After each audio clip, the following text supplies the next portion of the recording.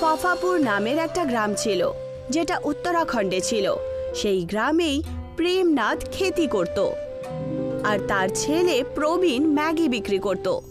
এমনিতে তো প্রবীণ ইঞ্জিনিয়ার ছিল, কিন্তু চাকরি না পাওয়ার কারণে ম্যাগির স্টল লাগিয়ে ম্যাগি বিক্রি করত, আর কখনো কখনো খেতি করতে নিজের বাবার সহায়তা করত।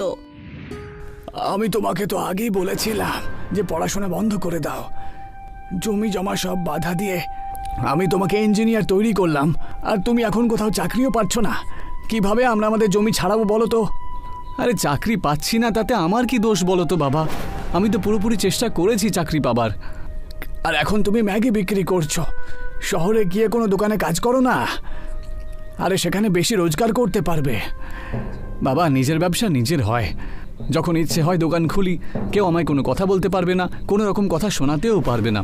সেই জন্যই আমি এই সামান্য একটা ম্যাগি স্টল লাগিয়েছি, বুঝেছো? প্রবীণ আর তার বাবা কথাই বলছিল যে তক্ষুনি সেই গ্রামের জমিদার নিজের ছেলে রবির সাথে চলে আসে আর বলতে শুরু করে, আমি দুজন গাইয়ার সাথে বেশি কথা বলতে চাই না। আমাকে আমার টাকা ফিরিয়ে দাও, আমি এখান থেকে চলে যাব। আসলে ব্যাপারটা হলো জমিদার বাবু, টাকা জোগাড় করতে পারিনি এখনো। আমরা পুরো চেষ্টা করব টাকা জোগাড় করার। আমি আগে থেকেই জানতাম যে সময় মতো টাকা তুমি দিতে পারবে না, কিন্তু সেটা আমি কখনোই মেনে নেব না। রঘু, এদের বাড়ির সব দামি জিনিসপত্র তুলে নে তো, জুতোগুলো ছাড়বি না, সব কিছু নিয়ে চ।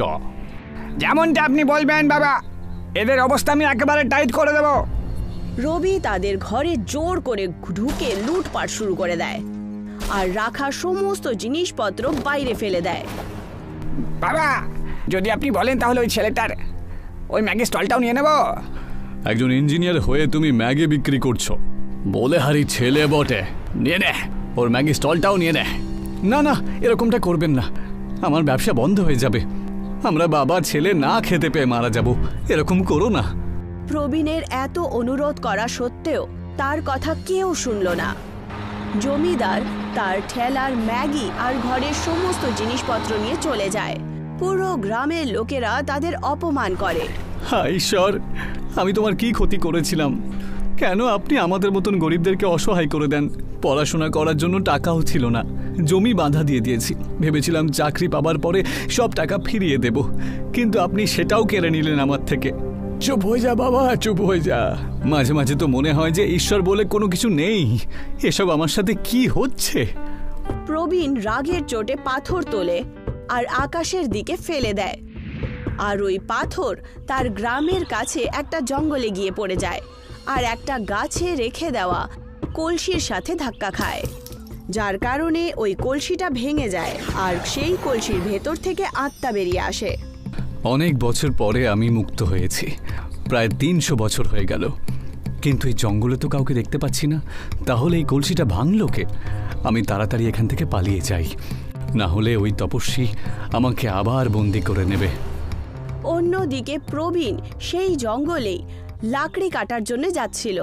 তক্ষুনি সেই আত্মাটা প্রবীণকে লাকড়ি কাটতে দেখে ফেলে, আর এইটুকু বলে সেই আত্মা প্রবীণের কাছে পৌঁছায় আর বলে, যাই হোক না কেন, মনে হয় এই আমাকে মুক্ত করেছে, কারণ এই তপস্যা আমাকে বলেছিল যে আমাকে মুক্ত করবে আমি শুধু তাকেই দেখতে পাবো, আর ও শুধু আমাকেই দেখতে পাবে। এইটুকু বলে সেই আত্মা প্রবীণের কাছে পৌঁছায় আর বলে, নমস্কার ভাই। সেই আত্মার আওয়াজ শুনে প্রবীণ প্রচন্ড ভয় পায় আর মাটিতে পড়ে যায়। কে আপনি? আর হাওয়ায় কি করে উঠছেন? বাপরে, আমার কাছ থেকে কি চান? আরে তুমি ভয় পেও না, তুমি আমাকে মুক্ত করেছো, আমি তোমার কোনো ক্ষতি করব না। আমি তোমাকে কখন মুক্ত করলাম? কি সব বলছো? এই জঙ্গলে আমি গত 300 বছর ধরে বন্দি রয়েছি। আমি যে কলসিটাতে ছিলাম সেই কলসিটাতে তুমি একটা পাথর ছুঁড়ে মেরেছো, আর সেই কারণেই আমি মুক্ত হয়ে গেছি। হ্যাঁ, তখন আমি রেগেছিলাম। আমাকে আমার কাজ করতে দাও, তুমি যাও তো। আরে তুমি আমাকে সব কিছু বলতে পারো, আমি তোমার 2টো মিনতি পূরণ করতে পারি। সত্যি? তাহলে শোনো। প্রবীণ সেই আত্মাকে নিজের সমস্ত কাহিনী শোনায়, ইঞ্জিনিয়ার থেকে জমিদারের লুটপাটের কাহিনী পর্যন্ত। সমস্ত সত্যিটা শোনার পর সেই আত্মা বলে ওঠে, যখন আমিও মানুষ ছিলাম তখন দিনকাল এত খারাপ ছিল না যতটা এখন হয়ে গেছে। ভালোই হয়েছে ওই তপস্বী আমাকে তখন বন্দি করে দিয়েছিলেন, না হলে এইসব বাজে দিনকাল আমায় দেখতে হতো। তুমি কি এর কোনো উপায় বলতে পারো? আর এসব কি আজে বাজে কান্নাকাটি করছো? আচ্ছা তাহলে শোনো, আমি তোমাকে একটা বরদান দিচ্ছি। তুমি এবার থেকে যা চাষ করবে সেটা তোমার ব্যবসার চাষ হবে, বুঝেছো? তার মানে ম্যাগির চাষ? আরে কি আজে বাজে বকছো? তোমার আজে বাজে কথা মনে হচ্ছে। তুমি একটা কাজ করো, এই জমির ওপরে পাথর পুঁতে তার উপরে জল দিয়ে দেখো তো। প্রবীণ ঠিক সেরকমটাই করলো। সেই সময়ই প্রবীণ সেই পাথরটা মাটিতে পুঁতে দেয় আর তার উপরে জল ঢেলে দেয়। তখন তার থেকে একটা গাছ বেরোয় যার মধ্যে ম্যাগি লাগা ছিল, যেটা দেখেও খুব অবাক হয়। এ তো সত্যি সত্যি ম্যাগির গাছ বেরিয়ে এসেছে। আমি তোমাকে বলেছিলাম না? আর অন্য বরদান হলো এটা, যে তোমাকে কোনো ক্ষতি করেছে আজ অবধি সে তোমার কাছে নিজে এসে তোমার পা ধরে ক্ষমা চাইবে সবার সামনে, কিন্তু তোমায় তাকে ম্যাগি খাওয়াতে হবে, তারপরেই এটা সম্ভব হবে, ঠিক আছে? আমার দুটো বরদান তোমার জন্য শেষ হয়ে গেল, এবার আমি আসছি। ধন্যবাদ বন্ধু আমাকে মুক্ত করার জন্য। এইটুকু বলে সেই আত্মা ওখান থেকে উড়ে যায় আর প্রবীণ দুটো বরদান দিয়ে চলে যায়। আর তারপর প্রবীণ নিজের বেঁচে থাকা জমিতে কোদাল চালাতে শুরু করে, আর যেই মাত্র তার মধ্যে জল দেয় সব জায়গায় ম্যাগির গাছ চলে আসে। বাবা, তুমি এসব কি করে করলে? জমিতে এত ম্যাগির গাছ কি করে হতে পারে? ম্যাগির আবার কখনো চাষ হয় নাকি? এখন থেকে আমাদের ভালো দিন আসতে চলেছে, তুমি শুধু দেখতে থাকো ওই বেটা জমিদারকে আমি কিভাবে শায়েস্তা করি। প্রবীণ সেই জমিদারকে নিজের বাড়িতে ম্যাগি খাওয়ার আমন্ত্রণ জানায় আর একটা চিঠি লিখে তার বাড়িতে পাঠিয়ে দেয়। আপনার যদি সাহস থাকে তাহলে নিজের ছেলেকে সঙ্গে করে নিয়ে আমার বাড়িতে আসুন আর নিজের টাকা নিয়ে যান। ওই ভিখারিটার এত সাহস যে ও আমাকে এইভাবে চিঠি লিখে পাঠিয়েছে, ওকে আমি আজকে ছাড়বো না। জমিদার রাগের চোটে ওখান থেকে চলে যায়, আর যেই মাত্র সে প্রবীণ আর প্রেমনাথের বাড়ির কাছে পৌঁছায় সে ম্যাগির খুব ভালো গন্ধ শুনতে পেরে যায়। এত ভালো সুগন্ধ! এই ছেলেটার হাতের বানানো ম্যাগি সবাই খায়, একবার না হয় আমিও খেয়ে দেখি, টাকার কথা পরে বলে নেব। যেই মাত্র জমিদার প্রবীণের বানানো ম্যাগি খেলো সেই আত্মার দেওয়া বরদান সত্যি হয়ে যায়। জমিদারের মাথা ঘোরাতে শুরু করে আর উনি বলেন, আমাকে ক্ষমা করে দাও ভাই, টাকার লোভে আমি অন্ধ হয়ে গিয়েছিলাম, কিন্তু এখন আমি গ্রামের সকলের সামনে তোমার কাছে ক্ষমা চেয়ে নেব, আর তার বদলে তুমি পুরো গ্রামবাসীদেরকে ম্যাগির ভোজ খাইও।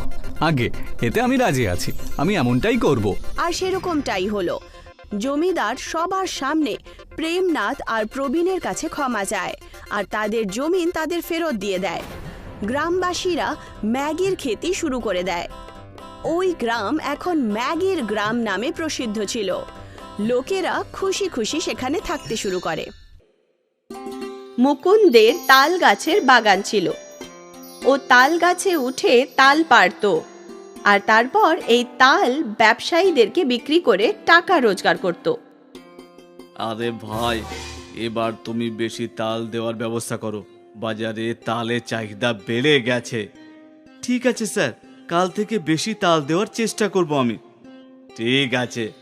মুকুন্দ আর ময়ূরীর একটা মেয়ে ছিল, মিনা। মিনা, কোথায় তুই? এক্ষুনি তো এখানেই ছিল, মনে হয় বান্ধবীদের সাথে খেলতে গেছে। কিন্তু তোমার ওকে দিয়ে কি দরকার? আরে ও তাল খেতে চেয়েছিল, তাই দেখ ওর জন্য কিছু টাটকা তাল পেড়ে নিয়ে এসেছি। তক্ষুনি মিনা, আরে বাহ, তাল! এই সবগুলো আমি খাবো। হ্যাঁ, তোর জন্যই এনেছি, আস্তে আস্তে খা। গ্রীষ্মকাল হোক বা বর্ষা, মুকুন্দ সব ঋতুতে তাল গাছে উঠত। একদিনের কথা, টানা 2 দিন ধরে বৃষ্টি থামছিলই না। ভগবান করুক এর বৃষ্টি তাড়াতাড়ি বন্ধ হয়ে যাক। আজকে গাছে সাবধানে ওঠো, সব ডাল ভেজা থাকবে। হ্যাঁ, সাবধানেই চড়বো। আমি কি নতুন নাকি? আমি জানি তুমি সব জানো, তাও খেয়াল রেখো। হ্যাঁ আমার সোনা বউ, তুমি চিন্তা করো না, আমি যাব আর আসবো। ঠিক আছে। মুকুন্দ তাল গাছে উঠতে শুরু করলো আর এক এক করে সাবধানে তাল পাড়তে শুরু করলো। কিছু সময় কেটে গেল। তারপর হঠাৎ মিনা ওখানে পৌঁছলো। বাবা! মিনার আওয়াজ শুনে মুকুন্দের ধ্যান সরে গেল আর ও পা পিছলে সোজা মাটিতে পড়ে গেল। বাবা! মিনা সঙ্গে সঙ্গে কিছু গ্রামবাসীকে ডাকলো। সবাই দৌড়ে এলো। কাকা, বাবা পড়ে গেছে। গ্রামবাসীরা দৌড়ে ওখানে পৌঁছলো। মুকুন্দের অপারেশন করা হলো, কিন্তু এবারও আর নিজের পায়ে কোনোদিন দাঁড়াতে পারবে না। এবার কি হবে? এবার আমাদের সংসার কিভাবে চলবে? তুমি চিন্তা করো না, কিছু না কিছু নিশ্চয়ই হবে। ভগবান আমাদেরকে দুঃখ দিয়েছে, তখন উনিই রাস্তা দেখাবেন। কিন্তু কিভাবে? আমি পঙ্গু হয়ে গেছি, এর থেকে তো মৃত্যু হলেই ভালো হতো। এরকম বলো না, তুমিই আমাদের জীবন। ময়ূরী আর মুকুন্দ চিন্তায় ছিল যে ওদের জীবন এরপর কি করে চলবে। কিছুদিন পর মুকুন্দকে বাড়ি আনা হলো। ময়ূরী আর মুকুন্দের জমানো সব টাকা ওর চিকিৎসায় শেষ হয়ে গেছিল। আমি কোথাও কাজ খুঁজবো। তুমি বাইরের কাজ আর ঘরের কাজ একা কি করে সামলাবে? আমি কিছু না কিছু করে নেব। কিছু তো এমন কাজ হবে যেটা আমি এই অবস্থাতেও করতে পারবো। না না, তুমি বিশ্রাম নাও। না ময়ূরী, আমি এইরকম ভাবে তোমার উপর বোঝা হতে পারবো না। কিন্তু এরকম অবস্থায় তুমি কি বা করতে পারবে? কিছু তো একটা করতেই হবে। পরের দিন থেকে ময়ূরী কাজ খুঁজতে শুরু করে দিল। ও অনেক দোকান আর কারখানায় গেল, কিন্তু ও কোথাও কোনো কাজ পেল না। আমি কোনো কাজ তো পাচ্ছি না, ভাবছি কোনো ব্যবসাই শুরু করে দিই। কি রকম ব্যবসা? আমি কি তোমাকে কোনোভাবে সাহায্য করতে পারি? আজকে বাজারে পকোড়ার দোকান দেখেছিলাম, অনেক ভিড় ছিল। আমিও তো ভালো পকোড়া বানাতে পারি, তো আমি যদি পকোড়া বিক্রি করি? করতে তো পারো, কিন্তু সবাইকার ওর দোকানের পাকোড়া খুবই পছন্দ, তাই তোমাকে নতুন কিছু করে পাকোড়া বানাতে হবে। নতুন কিরকম? যেমন চাইনিজ পাকোড়া হয়, যেটা বাচ্চারা খুব পছন্দ করে, ওরকম কিছু একটা। এরকম কিছু। মিনা, তুই বল, তোর আর কি খেতে ভালো লাগে? আমার তো ম্যাগি ভালো লাগে। ম্যাগি পকোড়া কেমন হবে? ম্যাগির পাকোড়া ওরকমটা হয় নাকি? হ্যাঁ, তাও আবার খুব মুচমুচে। যা মিনা, দৌড়ে এক প্যাকেট ম্যাগি নিয়ে আয়। মিনা ম্যাগি কিনতে চলে গেল আর কিছুক্ষণ পর দুটো ম্যাগির প্যাকেট নিয়ে এলো। ময়ূরী ম্যাগি সেদ্ধ করলো, শুকিয়ে কিছু মশলা মিশিয়ে রেখে কড়াইতে ম্যাগি পকোড়া ভাজতে শুরু করে দিল। মিনা এক দৃষ্টিতে ওর মায়ের হাত দেখছিল। যখনই ম্যাগির পকোড়া ভেজে বাইরে এলো, মিনা ঝট করে একটা পকোড়া তুলে খেতে শুরু করে দিল। আরে আরে, গরম! খুব সুস্বাদু হয়েছে মা, বাহ! মিনা একটা ম্যাগি পকোড়া নিজের বাবাকেও দিল। এটা তো সত্যিই খুব সুস্বাদু। হ্যাঁ, আমি বলেছিলাম না যে এটা খুব সুস্বাদু হয়। এই ম্যাগি পকোড়া কি বাজারে বিক্রি হবে? হ্যাঁ হ্যাঁ নিশ্চয়ই, এটা তো আগুন লাগিয়ে দেবে। ময়ূরী এটা শুনে খুশি ছিল। কিছুদিন পর ময়ূরী আর মুকুন্দ মিলে বাজারে ম্যাগি পকোড়ার স্টল বসালো। এটা কি আন্টি? ম্যাগি পকোড়া। ম্যাগির পকোড়া? হ্যাঁ। এক প্লেট দাও আমাকে। হ্যাঁ হ্যাঁ, নিশ্চয়ই, নাও। ময়ূরী ওই মেয়েটাকে ম্যাগি পকোড়া দিল। বাহ, খুব সুস্বাদু খেতে, আজ অব্দি এরকম পকোড়া কোথাও খাইনি। ওই মেয়েটাকে দেখে আরো অনেক লোক ময়ূরীর ম্যাগি পকোড়া খেতে এলো। কাকিমা, এটা তো হেভি। মুকুন্দ ম্যাগি পকোড়া ভাজতে ময়ূরীকে সাহায্য করছিল। ও পঙ্গু ছিল। প্রথম দিন ময়ূরী আর মুকুন্দের ভালো রোজগার হয়েছিল। ওরা খুশি মনে বাড়ি ফিরে এলো। ভাবতে পারিনি যে আমাদের এত ভালো রোজগার হবে। এই দুঃখের সময় এটাই একটা সুখের বিষয়। বাবা, তুমি চিন্তা করো না, আমাদের সব দুঃখ কেটে যাবে, তুমিও ঠিক হয়ে যাবে। পুরো পরিবার আশার আলোর প্রভাব পড়ছিল। সবাই একসাথে খেটে চেষ্টা করতে লাগলো। ওদের ম্যাগি পকোড়ার ব্যবসা এগোচ্ছিল, গ্রাহকদেরও ভিড় হতে শুরু হলো, আর আশাপাশি ওদের রোজগারও বেড়ে গেল। ম্যাগি পকোড়া তাড়াতাড়ি বিখ্যাত হয়ে গেল। ওদের রোজগার এত বেড়ে গেল যে মুকুন্দের ভালোর থেকে ভালো চিকিৎসা শুরু হয়ে গেল। এই চিকিৎসায় মনে হয় মুকুন্দ আপনি হাঁটতেও পারবেন, কিন্তু সেট অফ সার্জারি করতে হবে। এই চিকিৎসায় আপনার শরীর ভালো রেসপন্ডও করছে। এই খবরটা পুরো পরিবারের জন্য আনন্দের ছিল। 6 মাস পর আজ ময়ূরী ম্যাগি পকোড়ার বড় দোকান খুলল, আর এই আনন্দ মুকুন্দ আরও বাড়িয়ে দিল। আজ অল্প সময়ের জন্যই মুকুন্দ দাঁড়াতে শুরু করলো। এটা আশার সেই আলো যাতে বোঝা যায় মুকুন্দ খুব তাড়াতাড়ি নিজের পায়ে দাঁড়িয়ে পড়বে। আর এগুলো সব এদের একটা ম্যাগি পকোড়ার জন্য হয়, আর পরেও এই ম্যাগি পকোড়া বিখ্যাতই থাকবে।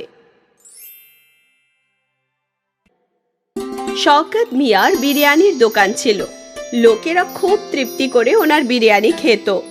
বা সৈকত ভাই, কি স্বাদ! ধন্যবাদ ধন্যবাদ। বিরিয়ানির স্বাদ ভালো ছিল, এই জন্য ওদের রোজগারও ভালো হতো। শওকত মিয়া প্রতি মাসে 20,000 টাকা নিজের মায়ের হাতে তুলে দিত।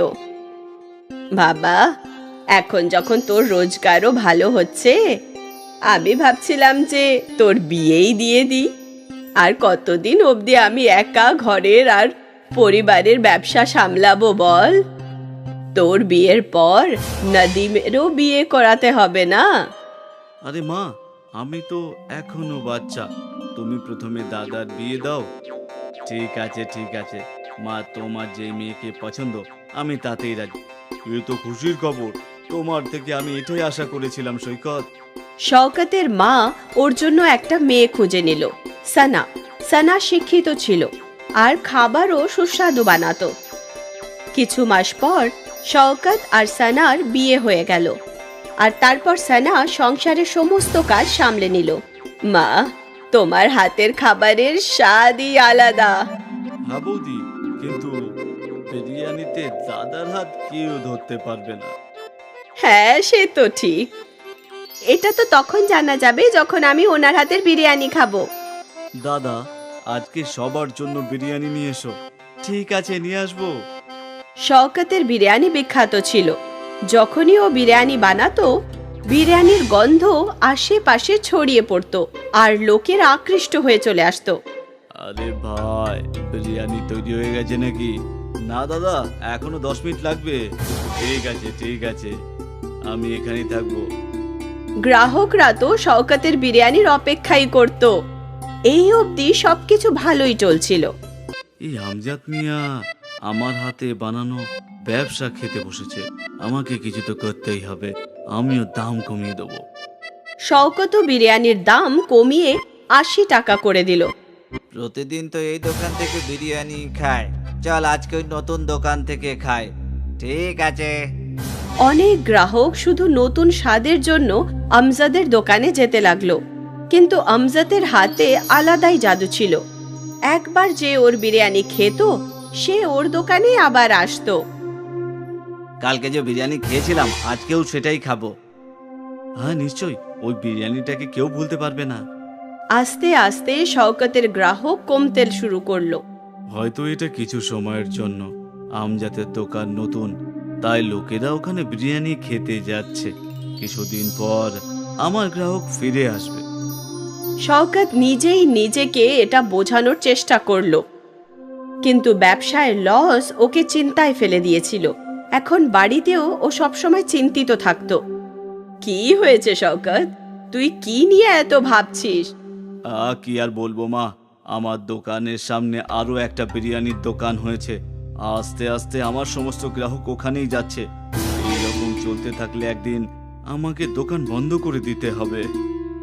এরকম কিচ্ছু হবে না বাবা, ওপরওয়ালা আছে তো, হয়তো এটা কদিনেরই ব্যাপার। আমি এটাই আশা করছি মা। শওকত চিন্তায় ছিল, আর এই কথাটায় পুরো পরিবারের খারাপ লাগছিল। ওই রাতে সানা শওকতের পুরো ব্যাপারটা জানলো। যদি দামের জন্যই গ্রাহক অন্য দোকানে যাচ্ছে, তাহলে আমরা যদি দাম কম করে দেখি। আমরা কি করে দাম কমাবো সানা? বিরিয়ানি 1 প্লেট বানাতেই 50 টাকা লাগে, আর আমি 80 টাকায় বিক্রি করছি, মানে শুধু 30 টাকার লাভ। যদি এটাও কমিয়ে দিই তাহলে সংসার খরচ কিভাবে চালাবো? তাহলে কি আমরা বিরিয়ানি বানানোর জিনিসপত্র সস্তায় কিনতে পারি না? বিরিয়ানিতে সব থেকে দামি হলো চাল, সম্ভবত বাসমতি চাল কিভাবে সস্তায় পাবো? এবার আমি বাসমতি চালকে প্লেন চালের সঙ্গে বদলাতে তো পারবো না। আমরা যদি বাসমতি চালের জায়গায় অন্য কোনো জিনিস ব্যবহার করি তখন? তার মানে? মানে ম্যাগির অনেক ধরনের সুস্বাদু জিনিস হয়। যদি আমরা ম্যাগির বিরিয়ানি বানাই তাহলে আমাদের খরচাও কম হবে।